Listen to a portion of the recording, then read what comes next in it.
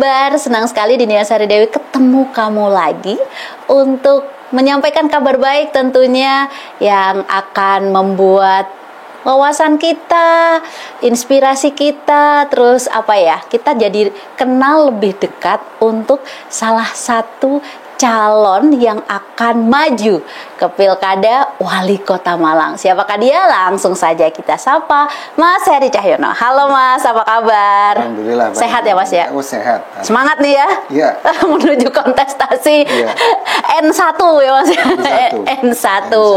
Nah teman, kalau kita akan bicara lebih jauh lagi nih, kita akan ngomong program-program. Waduh, kok turung-turung mas program ya Mas ya?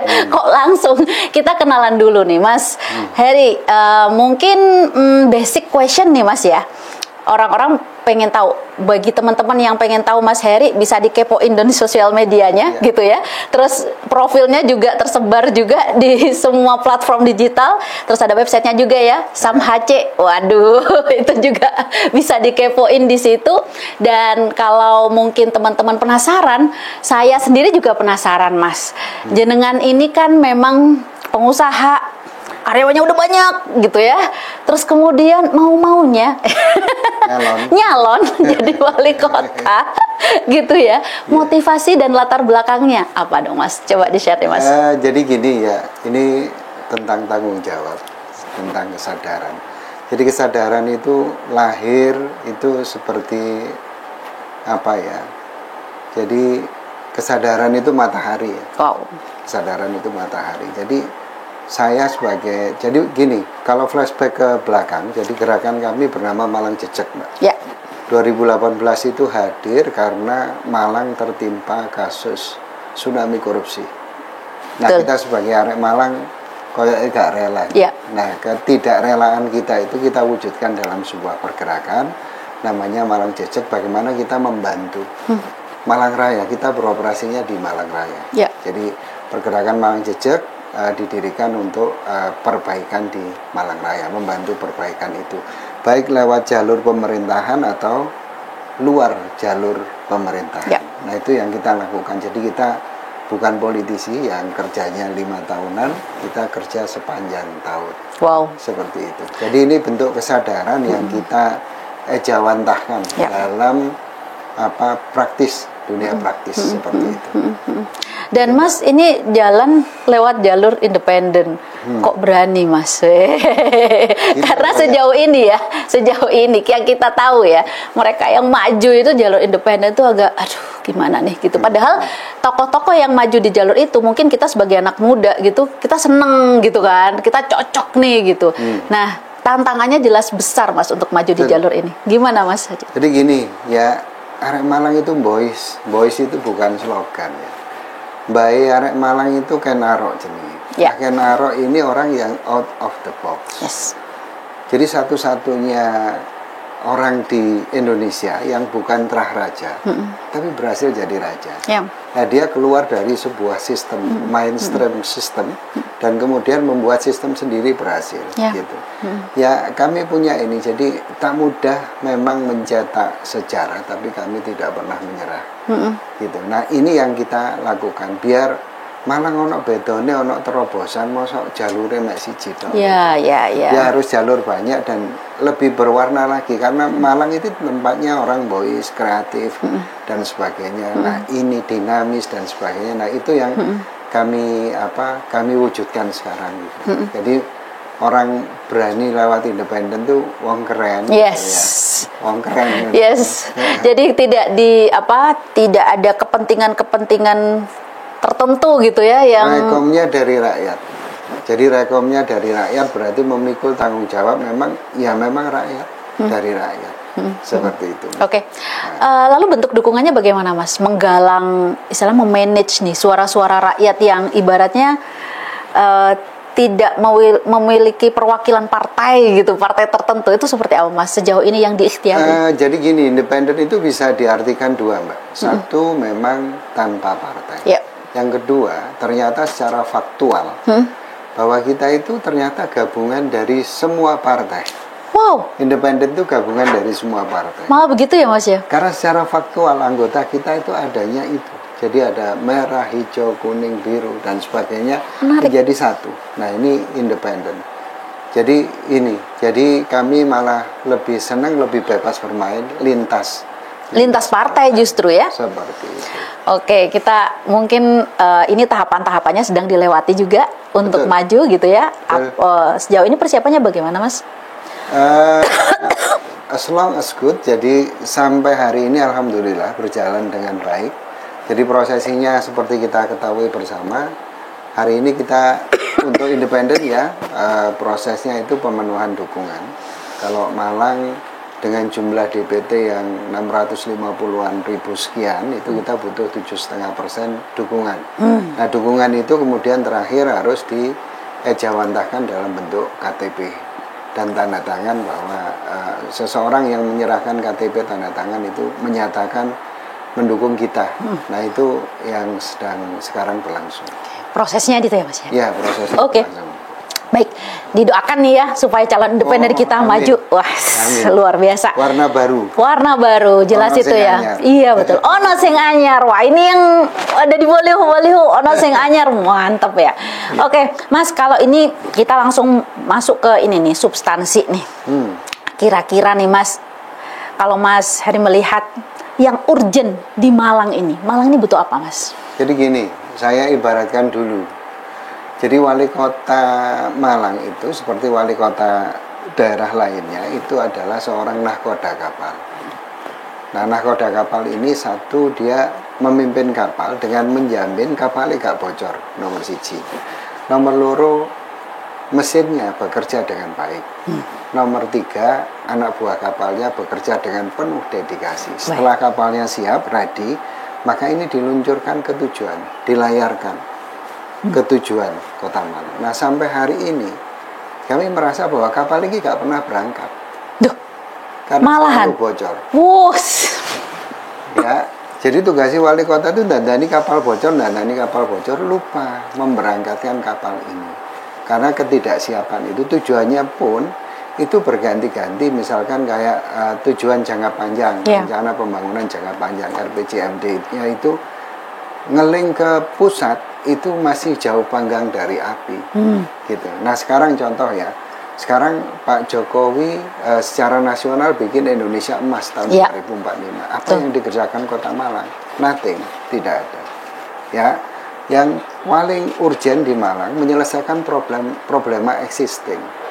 Existingnya itu apa? Berdasarkan survei, ya kita ada banjir, ada macet, ada pengelolaan parkir, ada pengangguran terbuka terbesar di Jawa Timur dan di sini.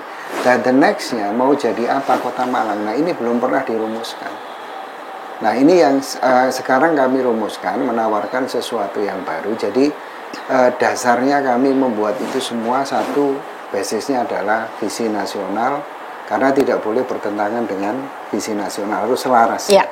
Yang kedua, saya wong blakraan ya Mbak. Blakraan. Jadi nanti ke beberapa negara itu akhirnya melakukan sebuah survei, di mana satu kota itu bisa menang. Oh, ternyata mereka mengelola SDM. Poinnya di SDM. Iya, poinnya ada di SDM. SDM-nya berkualitas tinggi, berintegritas tinggi, maka seluruh hasil dari SDM baik berupa produk ataupun pekerjaan itu pasti kualitas tinggi, sehingga dia berdaya saing tinggi. Nah, ini yang nanti Malang akan ke arah sana dan akan menjadi kota City of Talents. Sudah ada di City of Talent, langsung mantep. Nah, ini yang Malang akan menjadi kota itu, karena kita akan mengelola SDM. Dan untuk pengelolaan SDM, saya sendiri sudah surveikan ke 3 negara ya. Ke Finlandia yang pertama, yang kedua Swedia, yang ketiga Jepang, dan insya Allah nanti keempat Mei akhir ini kita berangkat ke Australia untuk melakukan survei bagaimana mereka mencetak generasi, bukan sekedar pendidikan ya. Lalu membuat mesin cetak generasi sehingga melahirkan generasi yang berkualitas, yang kedua berintegritas. Ya, artinya saya kalau langsung kepikiran bahwa Malang ini kotanya kota pendidikan ya Mas, ya kan? Kampus-kampus keren ada di sini semua. Artinya kampus kita, wah ini sedikit menyentil nih. Apakah belum mampu menciptakan SDM yang bagus, yang qualified untuk membangun kota Malang? Bagaimana Mas? Mbak, sudah kampus lebih 60-an kampus. yang mampu kuliah hanya 15%. Orang Malang yang mampu kuliah. Warga kota Malang, apa artinya gitu ya? Sebagian besar lulusan di Malang itu dari jumlah luar kota. DPT, dari jumlah daftar pemilih tetap itu SMA. Sebagian besar diikuti kedua itu SMP, lulusan SMP. Jadi Malang kota pendidikan itu justru untuk orang luar Malang. Gitu. Nah, saya makanya mengupayakan kalau nanti diijabah jadi wali kota ada jalur khusus bagi warga kota Malang yang ingin kuliah di 60 kampus di kota Malang. Berarti ada jalur afirmasi di situ ya Mas ya? Iya, jangan sampai ada anak itik mati di lumbung padi. Ini. Nah, ini terjadi karena sedikit sekali yang bisa kuliah gitu. Nah, ini kalau disebut kota pendidikan ya selama ini ya akeh kampusnya ngono sih. Sementara ini. Kota pendidikan berarti kampusnya yang banyak, tapi warganya yang berpendidikan di kampus itu belum terdidik banyak di situ. Gitu. Ya. Itu kalau soal pendidikan Mas, kalau kita ngobrol soal ekonomi, aduh langsung sambat iya. Saya lihat tuh kan kalau di sosial medianya gitu ya, kayak ngelihat TikToknya yang paling ramai itu di TikTok ya Mas ya. Kan Mas Heri itu belusukan gitu ya kemana-mana gitu ya. Terus kemudian nerima sambatan, ya nggak sih Mas? Betul. Nerima sambatan, masukan, sambatan orang-orang yang ya memang dengan kondisi ekonomi secara makro memang lagi begini gitu kan. Di Indonesia meskipun pemerintah ngomong bahwa kita masih bertahan, BPS juga ngomong ekonomi kita masih naik, Jawa Timur 1,sekian% masih naik gitu ya. Tapi sing sambat ini juga banyak banget gitu ya, masyarakat juga sudah mulai dangdutan gitu dengan harga-harga yang makin up gitu. Kota Malang secara ekonomi seperti apa Mas tantangannya? Jadi gini Mas, Mbak. Jadi jumlah penduduk miskin sih kita di bawah nasional, 4% sekian. Tetapi itu dari zamannya Pak Penny sampai Abah Anton sampai Pak Sutiaji sampai hari ini tetap segitu. Ya gak munggah, ya gak mudun. Artinya tidak ada program ke situ. Dan yang paling ini gini rasio. Jadi kesenjangan antara si kaya dan si miskin itu lebih lebar. Jadi semakin tahun semakin lebar. Artinya ini tidak ada program yang menyentuh kemiskinan ini. Gitu. Nah, ini yang harus kalau Kota Malang ekonominya tumbuhnya itu mutlak daya dorongnya dari kampus. Bukan kerja seorang wali kota, bukan, tapi dari kampus. Ketika UB meluber mahasiswanya, UMM meluber mahasiswanya, membuat satu efek domino ekonomi. Kan ini kerjanya kampus, bukan kerjanya wali kota, gitu. Nah ini yang masih belum bisa terkapitalisasi dengan baik, belum bisa dimanfaatkan dengan baik oleh Kota Malang. Jadi secara ekonomi kalau kita lihat karena fakta gini rasionya semakin lebar ya kalau ke kampung kita lihat gitu. Maka di Kota Malang itu untuk tidak dianggap miskin sebulan itu harus berpengeluaran sekitar 700-an ribu untuk bisa keluar dari garis kemiskinan. Kalau 700 sekian ribu sudah Anda tidak dianggap miskin. Faktanya Mas? Susah ya. Jadi gini posisinya. Kota dengan pengangguran pengangguran terbuka salah satu terbesar di Jawa Timur, gitu kan. Kalau kita di lapangan kita lihat susah memang kondisi ekonomi lagi susah. Nah ini butuh daya dorong, mulai dari kebijakan dan sebagainya. Gitu. Nah masalahnya kan gini, pengangguran dan sebagainya itu kalau saya lanjutkan, itu kalau pengangguran itu yang pertama orangnya nganggur itu karena memang dia nggak pantas untuk dikasih pekerjaan. Tidak layak. Yang kedua, orangnya layak tapi nggak duwe kesempatan. Nah ini yang tidak pernah terpetakan karena kita selalu pakai data BPS. Tidak ada data pembanding. Data BPS tetap diperlukan sebagai main data, tetapi harus ada data big data yang dibangun dari bottom to up, dari RT, sehingga di RT ini memang faktual dan dia update. Anak uang lahiran langsung meruh, anak nganggur langsung meruh, anak uang loro langsung meruh. Nah itu data itu yang akan dibangun dalam sebuah big data yang akan nanti dikelola dan menjadi tindakan dari manajemen Kota Malang gitu. Gitu ya. banyak sekali unsur-unsur ekonomi yang bisa cara-cara untuk menaikkan ekonomi Kota Malang. Banyak sekali, mulai dari UKM-nya dan sebagainya, banyak sekali. Bicara soal manajemen ekonomi nih Mas, sebenarnya nih kalau misalkan qadarullah berkehendak Mas Heri nanti jadi nih gitu, manajemen ekonomi yang seperti apa yang akan dibangun Mas? Gini ya, tumbuhnya ekonomi itu Malang Kota itu kita petakan dulu. Ternyata 70% sampai 80% itu berada di kampung. Maka ekonomi kampung harus disentuh. Jadi dibangun pembangunan itu mulai dari kampung. Ya, maka APBD akan diploting ke arah sana. Kita akan bangun kampung dengan kampung-kampung tematik. Ya, Malang itu kota pendidikan, tapi gak ada wisata pendidikan, kecuali mengunjungi kampus. Apa wisata yang sifatnya mendidik? Ya, hanya ada satu di ini Pak Gelintung. Gelintung itu kalau orang belajar konservasi air maka di sana. Nah ini konservasi air kan pendidikan untuk untuk merawat air. Ya. Nah ini selain itu nggak ada. Ya. Ini kota pendidikan tapi ya itu kampusnya akeh, kan. Yang lain belum menyentuh banyak di situ, belum bisa dioptimasi.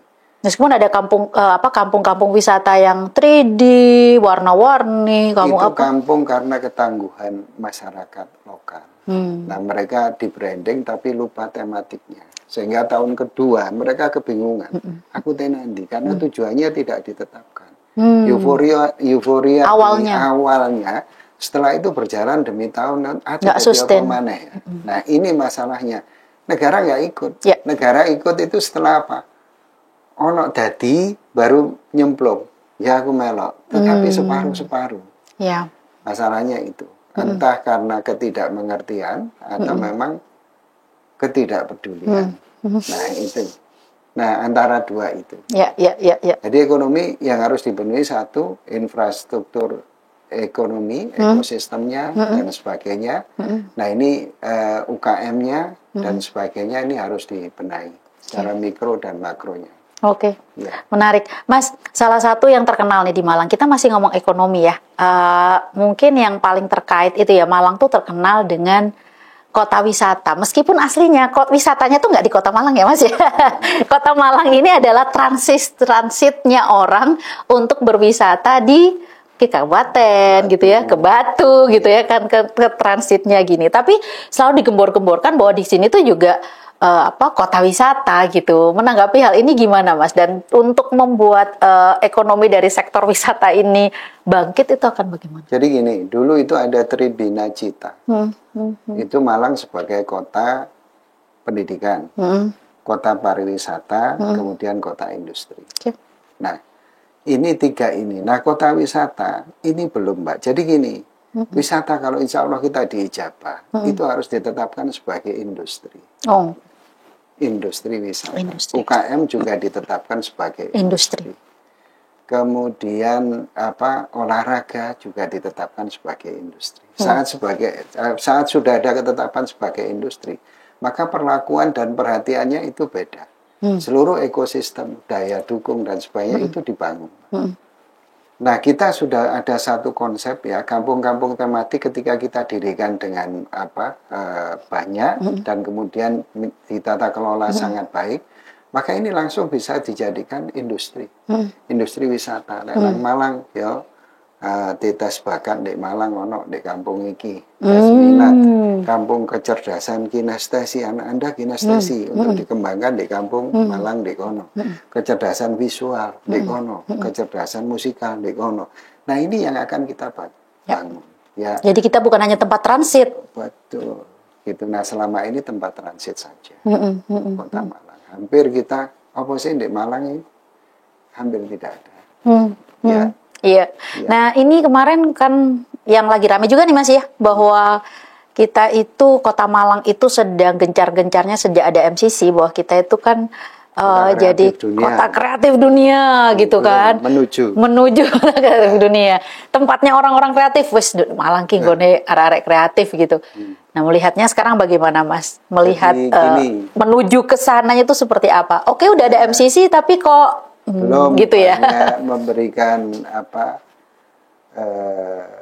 tendangan ya, banyak itu. Jadi MCC itu sebetulnya idenya bagus ya. Dari itu murni loh dari anak-anak kreatif dari anak-anak Malang. Jadi Malang itu kota kreatif, bahkan lebih kreatif dari Surabaya. Orang-orang kreatifnya dari Malang itu banyak, tetapi dia tumbuh sendiri karena tidak dilakukan grand design untuk itu. Gitu ya. Ini hubungannya dengan karakternya arek Malang itu salah siji kreatif. Tapi kreativitas ini karena dia tumbuh secara sporadis itu akhirnya tidak bisa terkapitalisasi. Jadi modal kota untuk memajukan atau membangun kota. Nah ini belum bisa. Jadi MCC saya sudah beberapa kali kunjungan ke sana dan membuat satu gini. Jadi gini, kalau tujuannya itu membuat orang-orang kreatif, tidak butuh gedung. Karena kreativitas itu soft skill. Ya, tidak bisa disentuh dengan bangunan fisik. Ya. Jadi soft skill yang lebih dibutuhkan, wis pengen bangun kota kreatif. Oke. Maka harus ada satu software, satu sistem yang membangun creative thinking. Tahapan-tahapan orang untuk menjadi kreatif dari awal sampai akhir sehingga orangnya terakhirnya outcome-nya jadi kreatif. Nah, ini belum. Gitu, ini belum. Tetapi saya menghargai puluhan tenan yang di sana bekerja keras, bahkan Pemkotnya hanya presensi saja. Itu hanya presensi setiap hari di situ, tapi yang bekerja ruhnya itu para anak-anak dan para komite. Para komite yang ada di sana. Insya Allah itu bisa dijadikan sesuatu nanti di Malang dikala kita menjabat. Karena gini, saya salah satu orang yang tumbuh dari industri kreatif. Jadi industri kreatif bagi saya itu bukan hanya podcast, film, tidak. Seluruh industri itu butuh kreativitas. Mau Anda bengkel, mau Anda di kue, restoran itu butuh kreativitas. Maka itu yang saya bilang industri kreatif. Seperti itu. Ya, tadi salah satu yang Mas Heri sampaikan juga bahwa untuk membangun Kota Malang salah satunya adalah infrastruktur. Infrastruktur yang seperti apa sih Mas yang dibutuhkan? Kan kalau misalkan fisik itu kan sudah banyak nih. Sebenarnya kita sudah membangun banyak infrastruktur juga gitu. Tapi yang dibutuhkan Kota Malang itu infrastruktur yang bagaimana? Jadi tergantung visinya mau kemana. Kalau kami visinya menjadi kota berdaya saing. Maka infrastrukturnya adalah infrastruktur yang sifatnya bukan fisik, tetapi sebuah desain. Sebuah sistem yang terdesain dengan rapi ya. Nah ini yang akan menghasilkan itu kota berdaya saing. Jadi tidak butuh bangunan fisik. Nah bangunan ini lebih ke arah human investasi. Jadi modal manusia. Karena tidak ada satu kota di negara di dunia ini yang menang tanpa investasi SDM. Semuanya dengan investasi SDM. Jadi nanti kita akan mulai dari infrastrukturnya di jalur pendidikan. Jadi pendidikan sekolah itu kita akan fungsikan menjadi 3. Satu sebagai pendidikan sendiri, yang kedua membangun karakter building, yang ketiga talent mapping. Ya, di situ. Tiga ini karena setiap orang ketika dikembangkan dari sisi terbaik, dari talent, dari talentanya, dari hasilnya dia akan menjadi spesialis dan akan menjadi luar biasa. Nah ini kita kan tidak. Kita masih sporadis. Kayak misalkan anaknya sampean yang dites atau saya yang dites. Kebetulan orang tuanya ngerti dan punya uang. Tapi bagi yang nggak ngerti, yang nggak punya uang, nggak bisa melakukan tes. Sehingga anaknya menjadi orang-orang biasa pada umumnya. Nah ini kita sediakan nanti dari A sampai Z infrastruktur itu. Yang lebih pada bukan infrastruktur fisik, bukan dominasi infrastruktur fisik. Gitu. Infrastruktur fisik tetap diperlukan, tetapi lebih banyak ke yang daya dorongnya, misalkan kemacetan kita butuh underpass, gitu ya. Kita butuh untuk underpass beberapa, tetapi itu karena APBD kita itu kan kecil. Utamanya di PAD itu kecil, 2,8 triliun, separuhnya dana perimbangan. Nah ini kalau mau bangun infrastruktur yang sifatnya besar kayak underpass itu mesti multi years, anggarannya mesti multi years, tidak bisa ini. Ya, Mas. Kalau tadi Mas fokusnya ngomongnya dari tadi beberapa kali dimention SDM. Sekarang kita punya SDM di ASN lah, taruhlah. Nanti kan jenengan akan memimpin itu kalau jadi ya Mas ya, gitu. Nah, bagaimana mengorganize SDM yang ada sekarang nih Mas? Yang katanya mungkin penilaian beberapa orang juga ASN sekarang ya masih seperti itu, kurang maksimal dalam pelayanan, dalam memberikan apa ya, tugas-tugasnya itu, meskipun manajemen ASN sekarang sudah mulai dibenahi gitu, tapi kok kerasanya itu bagi masyarakat yang dilayani juga belum dapat gitu. Ya, jadi gini Mbak, nanti akan berlaku standar layanan. Kita akan menuju ISO. Saya memimpikan satu daerah itu ada standar layanan seperti ISO, tapi jalan menuju ISO kan nggak bisa langsung lompat. Kita punya sendiri standar layanan yang nanti digitalisasi. Jadi sampai mengajukan OPO, ISO melakukan track, itu sampai endi, sampai endi, sampai endi, sampai endi, itu dari handphone kita tanpa kita harus berhubungan dengan mereka lagi. Ya, tapi yang utama perubahan pola mindset. Bahwa Anda di sini itu sebetulnya mencari makan kerja atau memang untuk mengabdi.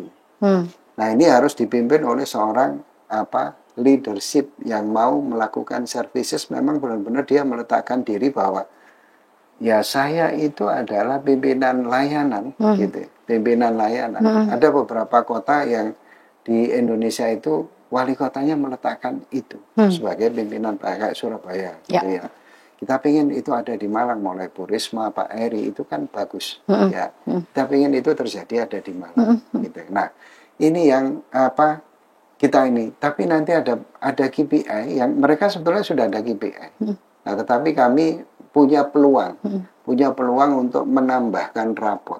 Dan rapot itu untuk di bidang-bidang tertentu, misalkan gini, yang gaji wali kota kan rakyat, tapi rakyat gak tahu loh gajinya piro, gajinya lapo, ya. Transparansi dan akuntabilitasnya ya Mas ya. Sing gaji dinas, sing gaji ini dan sebagainya. Nah ini kerjanya apa? Nah kita akan konsentrasi bahwa kita akan melakukan digitalisasi. Ya. Jadi KPI wali kota itu bisa didelok kok handphone masyarakat. Dinas, Pak Camat, Pak Lurah, sehingga sing rapote abang sopo, sing rapote ijo sopo. Nanti berlaku peraturan wis abang pirang tahun, Anda tidak usah dimundurkan. Anda harus mundur. Karena rapotnya udah merah. Rapotnya sudah merah. Dan itu yang dididik kita dari awal kita sekolah kan. Ya.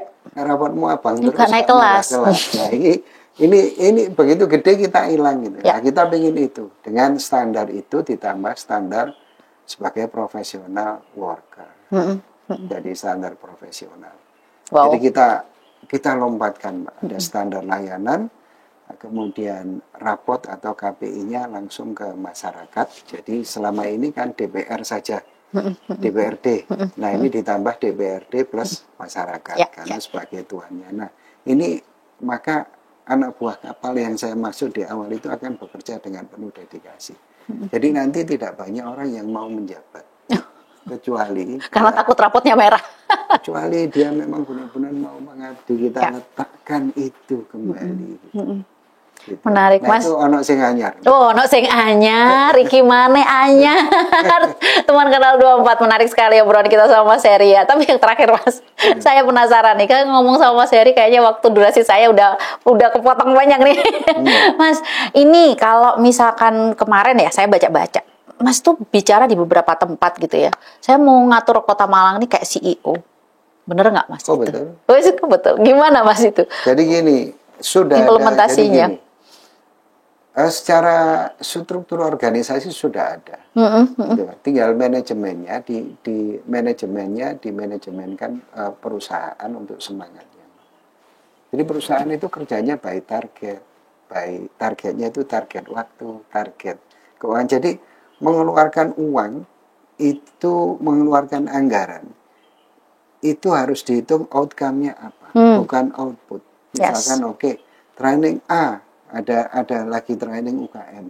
Itu yang sekarang ini yang ada, yang sekarang ini selama ini yang saya ketahui, maaf kalau salah. Itu hanya sekedar pengeluaran untuk anggaran. Pokoknya anggarannya itu sukses. Nah ini kan output, trainingnya sudah dilaksanakan. Terus soalnya apa, nendangi apa nanti? Ya karo pokoknya kan wis anggarannya wis metu. Lah kalau hanya menghabiskan anggaran Ya kalau nanti pejabat aku iso gini duit tak entek nih. Betul. Hanya tugasnya untuk menghabiskan anggaran. Tapi efeknya kemana ketika Anda menyelenggarakan sesuatu? Nah di perusahaan saya secara pribadi terdidik itu. Ketika Anda mengeluarkan uang, outcome-nya apa? Jadi bukan hanya uangnya entek nih anggaran ini pokoknya entek ya semari sukses. Enggak begitu gitu. Begitu. Jadi CEO tapi mengorkestrasi segenap komponennya di Malang ini agar jadi lebih harmoni gitu ya. Jadi ini pengkayaan sih.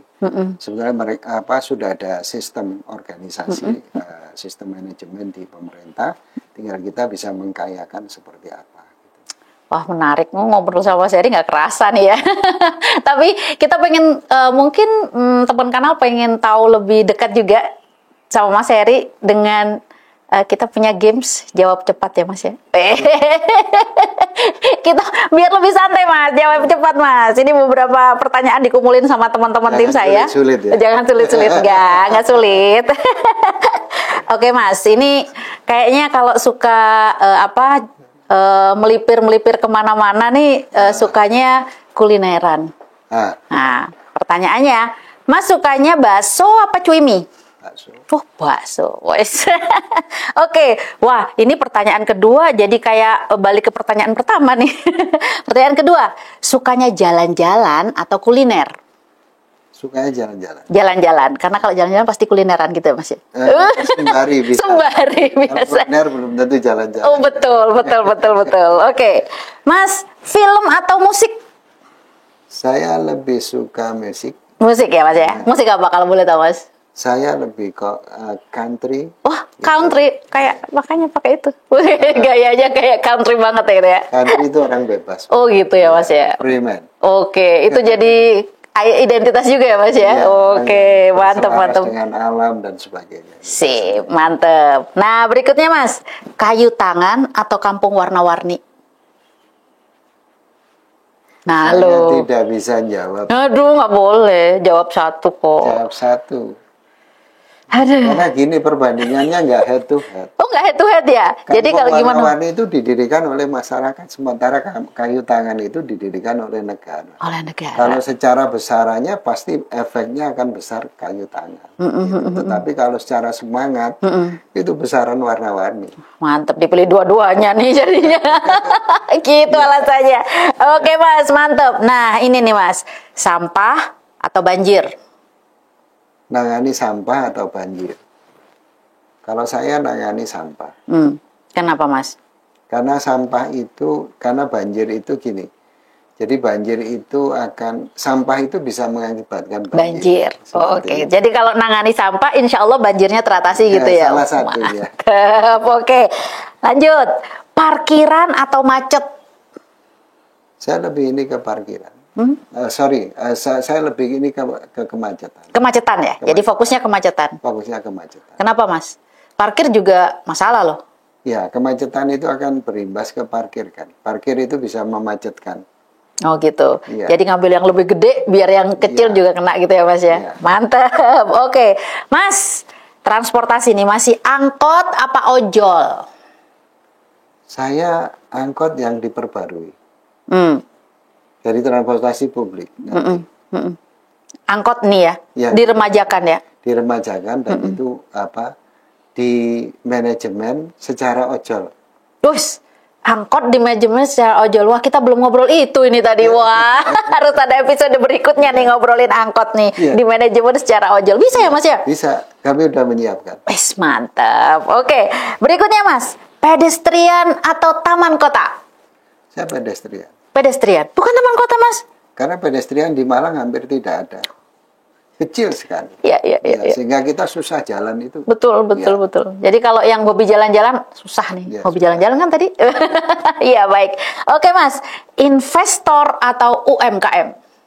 Saya lebih ke UMKM. Oke. Padahal investor kan juga. Iya, tapi UKM itu menumbuhkan jiwa.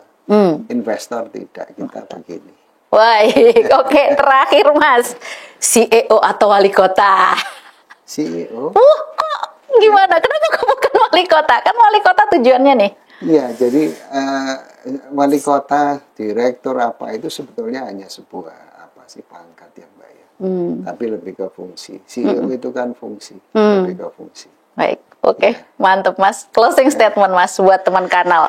Harusnya kita mau bawa ke Malang ini, kota Malang ini seperti apa? Jadi untuk teman kanal ya, jadi mulai kita gini loh ya, Malang kota pendidikan ya mulai terdidik, milih jangan beli kucing dalam karung. Ya dengan apa? Dengan tindakan-tindakan yang selama ini membuat Malang itu bener tak Malang itu kota pendidikan ini terdidik atau enggak sih? Yeah. Calon ya podo mek daerah liya sing mengklaim bahwa dia kota pendidikan. Nah, saya berharap teman kanal itu cerdas dalam memilih. Ya. Seperti itu. Baik. Mas Heri, terima kasih sudah hadir di Kanal 24 di konten Kabar Baik kami. Semoga lancar yang diikhtiarkan sampai nanti masa pemilihan ya Mas ya, lancar semuanya. Baik teman kanal, sampai jumpa di Kabar Baik episode selanjutnya. Dadah.